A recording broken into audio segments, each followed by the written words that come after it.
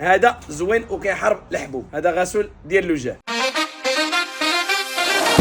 دينا امركم. السلام عليكم عائلتي، بوس كي دايرين؟ لاباس عليكم؟ كلشي مزيان؟ الله يحفظكم جميعا. الناس اللي كيسولونا على هذا فيتامين سي اللي هو السيروم ديال الوجه، ومنه فيتامين سي كيغذي البشره وكيعطيها واحد اللمعان. هذا واعر زوين بزاف، راه معروف عندنا. الناس اللي كيسولوا عليه ها هو راه دخل كاين موجود عندنا. بالنسبه للكخون وقايه الشمس، ها هو راه دخل حتى هو شي حاجه زوينه. لاكاريتي هذا كيدار في الوجه، كيدار في اليدين وفي العنق. ها هو راه جبناه ان شاء الله، راه موجود عندنا ومرحبا بكم. بالنسبه لهذا غسول ديال الوجه، وهذه العلامه هذه كتعني ضد الحبوب. اللي عنده الحبوب او اللي عندها الحبوب، لا بالنسبه للراجل ولا بالنسبه للمراه، العوض غادي تغسل بشي صابون او لا شي حاجه غيدير لك شي حساسيه او لا شي مشكل يخرج لك على وجهك مثلا، او لا يخرج لك الحبوب اكثر. هذا زوين وكيحارب الحبوب. هذا غسول ديال الوجه كاليتي اللي ما نهضروش عليه، هو كيهضر على راسو، حاجه مزيانه. زائد هذا حتى هو غسول، منه كريم. غسول كريم بالنسبه لابو اللي ناشفه، لا الراجل ولا بالنسبه للمراه اللي كيلقى مشكل في البشره ديالو في الوجه او في البشره ديالها ديما ناشفه. هذا غسول وكريم في نفس الوقت، كيخلي